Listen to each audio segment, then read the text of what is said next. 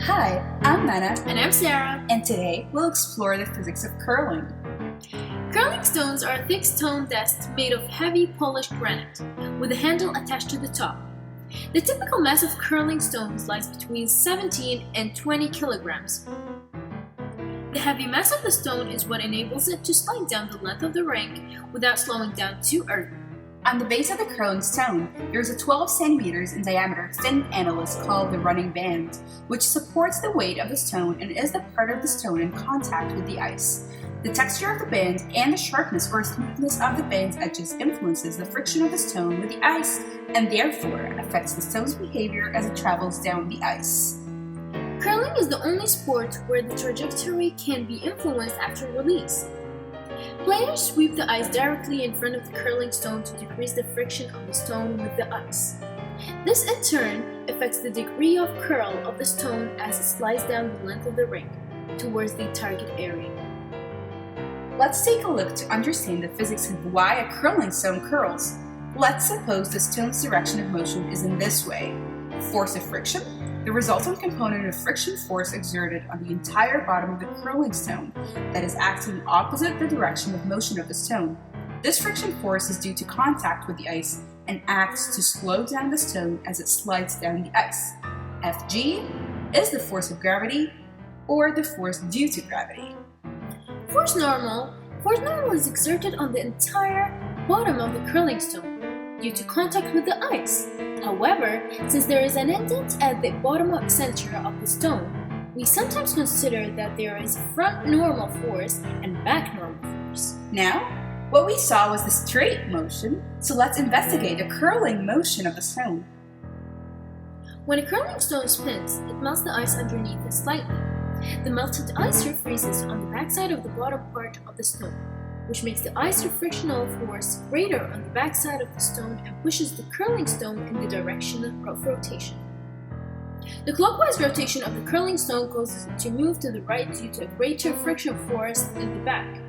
This is because of the front half of the curling stone tends to move to the right, so the friction that opposes its motion is pointed towards the left. The back half of the curling stone tends to move to the left, so the friction that opposes its motion is pointed towards the right. When the curling stone is rotated counterclockwise, the force of friction on the front and back will be pointing in opposite directions, and the stone will instead curl to the left. The challenge for curlers is to control the level of the curl of the stone in order to get it where they want in the target area. They do this by controlling the level of friction of the stone with the ice. To ensure optimal curling conditions, the surface temperature of the ice is maintained at around -5 degrees Celsius. In addition, the humidity of the air in the rink is kept low in order to prevent condensation of water on the ice, which can negatively affect play conditions. The temperature of the running band of the curling stone is kept at the same temperature as the ice to ensure proper play. If the running band is warmer than the ice surface, increased molecular bonding will result. This will increase friction with the ice, which will negatively affect play. Controlling ice friction is achieved in basically two ways. The first way is in the form of the pre-game preparation, in which fine water droplets are sprayed on the flat ice surface. After, with a blade, they nip the top of the pebble to smooth it out. Let's take a closer look. These droplets freeze into small pebbles, which the curling stones ride on as they slide down the ice. These pebbles reduce friction and enable stones to travel further and curl less than if the ice is not pebbled.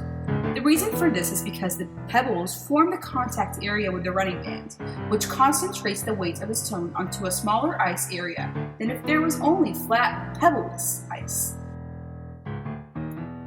The second way to control friction, which is done during a game, is by having other players on the team sweep in front of the curling stone. The sweeping action removes any dirt or debris, but more importantly, it also temporarily raises the surface temperature of the ice by a small amount. This reduces the friction between the stone and ice, which causes the stone to travel 3 meters farther and curl less. The sweeper closest to the stone has the most influence on friction between the stone and the ice. This is because the closeness of sweeping action gives more time for the stone to travel on the swept surface before the ice recools and friction is restored to its previous higher level. The curling stone tends to curl more near the end of its travel, during which the stone slows down to a stop. One possible reason for this is because a thin layer of melted water on the contact surface is dragged around to the front of the stone due to the stone's rotation, especially during the final few feet of travel.